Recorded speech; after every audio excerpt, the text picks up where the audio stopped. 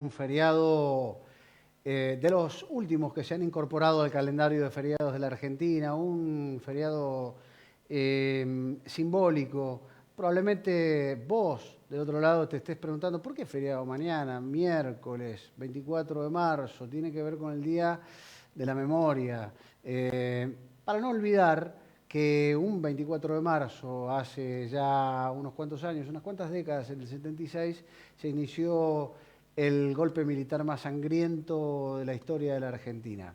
Dejó huellas familiares indelebles y una de las más interesantes de abordar es la que vamos a contarles ahora, es de Carlos Alberto Goya, un sanjuanino que resultó siendo hijo apropiado y tiene una relación especial con la familia que lo adoptó. Esta historia es una historia que es muy importante conocerla si usted no la conoce, o volverla a ver si ya la conoce, porque nos pone a reflexionar a todos un poco. Está con nosotros Pablo Amado del otro lado. Hola Pablo, ¿cómo estás? Hola Sebastián, muy buenas noches y muy buenas noches a todos en el piso y por supuesto también a la audiencia de Par en las Rotativas. Así es, como decías vos en la introducción, estamos a minutos nada más de que se conmemore un nuevo 24 de marzo y ya pasaron 45 años de aquella dictadura militar, la más sangrienta, una de las etapas más infames de la historia argentina. Y nosotros hoy vamos a contar una historia del nieto número 92, que fue no solamente clave en este proceso, sino también en el juicio por lesa humanidad que se desarrolló en nuestra provincia. Y voy a pasar a presentarlos y después les voy a contar por qué estamos acá. Como ustedes pueden ver, atrás tenemos el El escudo Club de Desamparado, Sportivo ahora me lo vas a Desamparados. contar. Así que ya te voy a contar, pero vamos a pasar a saludarlo a Carlos, que, bueno, muy amablemente nos ha recibido casi en tu casa, por así decirlo, ¿no? Sí, sí, la verdad que hace muchísimos años que somos socios del club, acompañamos en toda, uno se siente muy a gusto y muy en casa acá. Bueno, recién lo charlábamos con Carlos, estamos acá en las instalaciones del Club Esportivo Desamparados porque Carlos, además de ser el director de Derechos Humanos, padre de 3 hijos bueno, y fanático total del fútbol, es uno de los hinchas más grandes que tiene la institución y bueno, hoy quisimos hacer una salida de acá porque también tiene un significado. Una persona por ahí puede cambiar muchas cosas en la vida y como a Carlos en su historia le han pasado diversas situaciones, algo que no cambió fue su pasión por el fútbol y puntualmente por Sportivo Desamparados. Así que, Carlos, contame, vos ya te han hecho millones de notas, pero quiero que me resumas la historia tuya de cuándo vos te enterás que sos hijo de desaparecidos. Bueno, yo me entero recién en el año 2008 que era hijo de desaparecidos. Tras un allanamiento que hay en mi casa se llevaron unos artículos personales míos y ese día me estaba enterando de que recién me estaban contando de que no era hijo de quienes me habían criado y que era realmente hijo de desaparecidos. Siempre digo que esa noche fue la más larga de mi vida. La verdad que es un vacío total que sentí.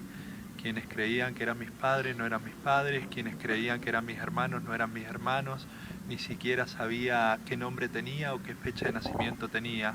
Muchas veces me preguntan qué sentía, vacío, vacío total. Vos, Carlos, ¿cuántos años tenés ahora? 41 años. ¿Y cuándo fue el momento en el que te enterás cuántos años tenías que eras hijo de desaparecidos? Y al poco tiempo del allanamiento que hubo en mi casa, 2 meses después me llama el juez federal Ariel Lijo a Buenos Aires y me dice que cuál era mi verdadero nombre. Pasó una eternidad, fue ese tiempo, porque yo sabía que era hijo de desaparecidos, pero no sabía de quién. Y él me dice que también tenía 2 hermanos de un matrimonio anterior a mi viejo. Y bueno, me cuenta un poquito la historia de mi familia, de mis viejos y cómo llego a esta situación. Con 28 años de edad pasó eso. En realidad tenía 29. Había un año que no me había, un año perdido, digamos, un año que que nunca conocí, que fue mi primer añito de vida, me asentaron recién cuando fui apropiado. Y hablando de 29 años de edad, donde una persona generalmente ya tiene varias estructuras definidas con respecto a su identidad, ¿cómo fue en tu caso vos enterarte de que esa persona que pensabas que eras ya en realidad no era tan así, era otra cosa? Que pasó un tiempo largo, un proceso muy largo y difícil, una negación muy grande realmente a todo. Yo me cayeron las fichas años después, yo creo que lo hemos hablado, con mi primer hijo en brazos y sabiendo que había fallecido mi primer tío en México, el mayor de la familia, me di cuenta que tenía una viejita de 92 años que todavía no conocía y ese fue el clic realmente que me abrió a aceptar y reconocer mi verdad. Después, una de las cuestiones también muy llamativas que... Sí, te escuchamos, Sebastián. Quería consultarle a Carlos, si me está escuchando, cómo se relacionó con la familia que lo había criado, que terminó siendo la familia su apropiadora y que también fue sometida a juicio incluso por eso.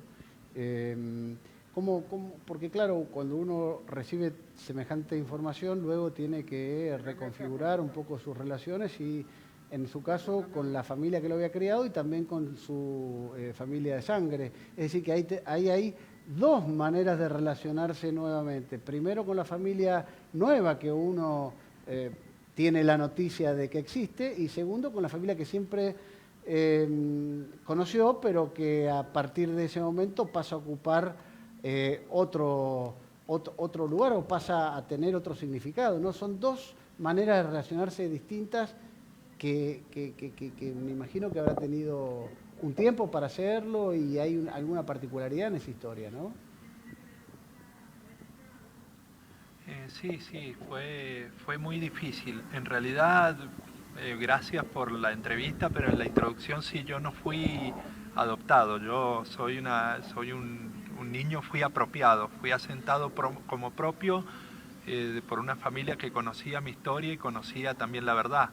La verdad que en un proceso que llevé con el tiempo y un proceso interno, aprendí a perdonar. Yo creo que la base de esto fueron los dos hermanos que tengo, que amo con todo mi corazón.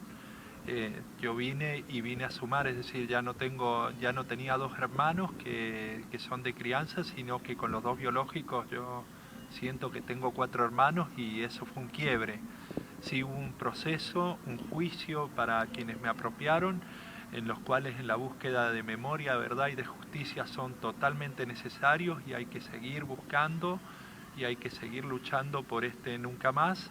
Pero también en este proceso llevé un proceso interno que, ya lo digo, es muy difícil para otros de llevar si no tienen el amor y la contención de 4 hermanos. Fueron vitales y básicos para mi proceso.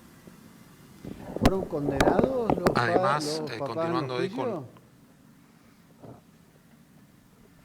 Sí, mi apropiador recibió 12 años de prisión y mi apropiadora 5. Y me parece bien y en este proceso era algo necesario y también en esto también te digo que no tengo ningún problema en decir que hasta que falleció mi apropiador yo le decía viejo, papá, y a mi vieja hasta el día de hoy le digo mamá, quien me crió.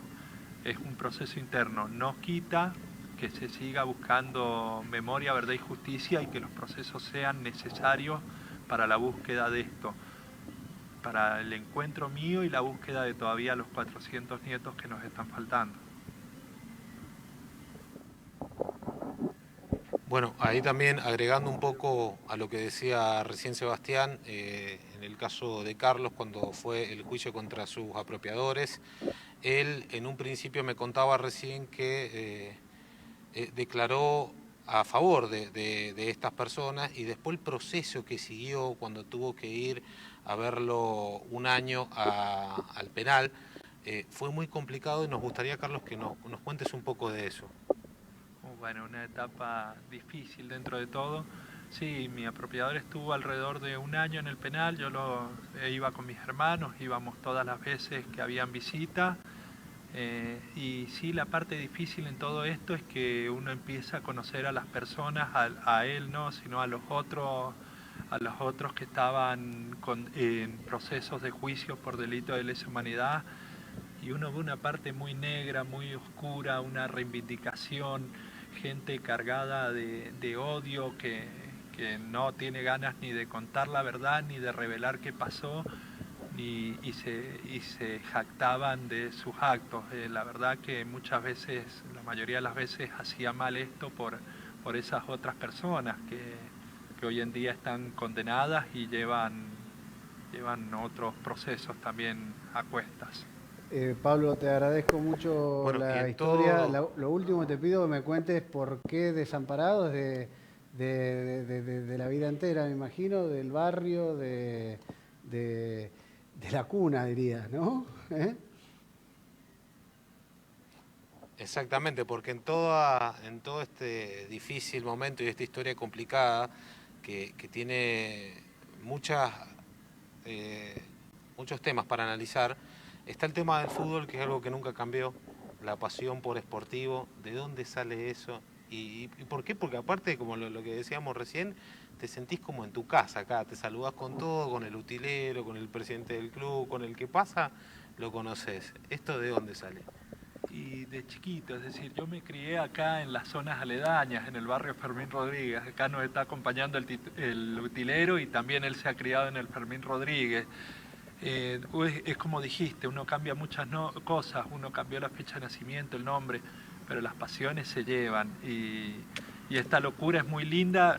Es más, era gracioso cuando estuve en Abuelas de Plaza de Mayo con el resto de los nietos, siempre se ha matado de risa, es decir, nieto sanjuanino, y no podía ser de otro club que no sea Desamparados. El nombre mismo de Desamparados uno lo creerá casual o causal, pero es muy loco esto, es muy loco. Y también es esto, es el encuentro. A ver, el club es especial. Mañana también hinchas del club van a estar colocando árboles, acompañando la campaña de Abuelas de Plaza de Mayo. Plantamos memoria en la Plaza de Desamparado a las 17 horas, también vamos a estar acompañando. Es un club que siempre ha estado comprometido, así que lo llevamos de manera muy linda, la verdad. Todos invitados Bueno, entonces, muchísimas Carlos. gracias, Carlos, y también, Un saludo desde acá y el bueno, cierre tuyo, Pablo.